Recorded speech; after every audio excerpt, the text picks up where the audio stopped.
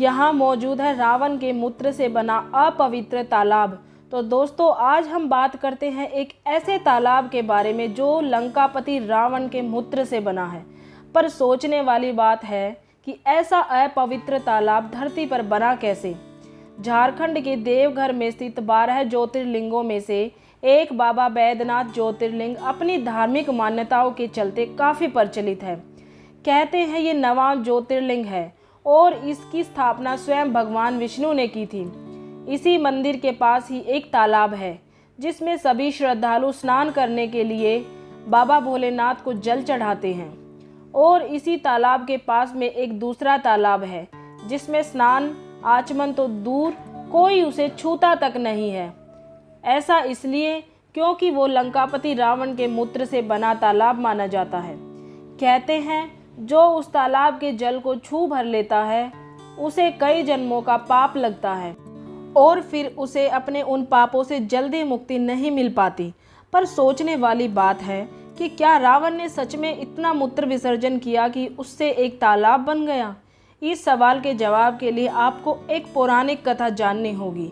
दरअसल लंकापति रावण महादेव को अपने साथ लंका ले जाना चाहता था, जिसके लिए उसने कई तरह के उपाय किए, लेकिन जब शिवजी से उसे कोई जवाब नहीं मिला तो आखिर में वो अपने सिर काटकर उन्हें चढ़ाने लगा। जिसके बाद भगवान भोलेनाथ ने उसे दर्शन दिए और उसके साथ लंका जाने के लिए तैयार हो गए। लेकिन महादेव ने रावण के सामने एक शर्त रखी। उन्होंने कहा, मैं शिवलिंग रूप में तुम्हारे साथ चलूँगा, लेकिन तुम उस शिवलिंग को जिस जगह एक बार रख दोगे मैं वही विराजमान हो जाऊँगा, यानी कि फिर मैं वहाँ से नहीं हटूँगा। रावण को अपने बलशाली होने पर इतना घमंड था कि उसने शिवजी की ये शर्त तुरंत मान ली। उसने सोचा शिवलिंग चाहे कितना ही भारी क्यों न हो, मैं उसे एक बार उठाऊंगा तो सीधा लंका जाकर स्थापित करूंगा। इसके बाद उसने शिवलिंग को उठाया और उसे लेकर लंका की ओर चल दिया। ये देखकर सभी देवताओं को चिंता होने लगी और वो तुरंत भगवान विष्णु के पास गए और उनसे बोले, प्रभु दशानन को रोकने के लिए अब आपको ही कुछ करना होगा। अगर रावण महादेव को लेकर लंका चला गया तो वो सारे संसार में हाहाकार मचा देगा। उधर रावण बिना रुके लंका की तरफ चले जा रहा था कि तभी रास्ते में उसे लघु शंका लगी। पर अब समस्या ये थी कि वो शिवलिंग को बिना नीचे रखे कैसे लघु शंका करे, और शर्त के मुताबिक वो शिवलिंग को नीचे नहीं रख सकता था। पर तभी दशानन की नज़र एक बच्चे पर पड़ी। वो वही पास में खेल रहा था।